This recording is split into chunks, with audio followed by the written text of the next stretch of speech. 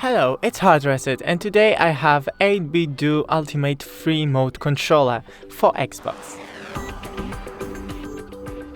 So, in a set we have controller and charging dock along with a cable. So, in a controller we have two joysticks as always and the arrows Y, X, A and V. At the top we have left bottom, right top, left top buttons.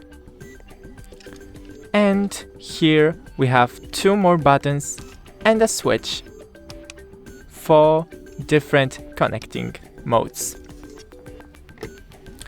Also, in a charging dock, which by the way let us stand our controller. Here at the bottom we have a adapter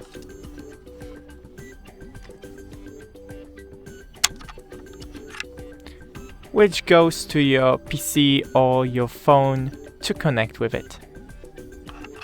That's it for today. Don't forget to leave a like and see you in the next one.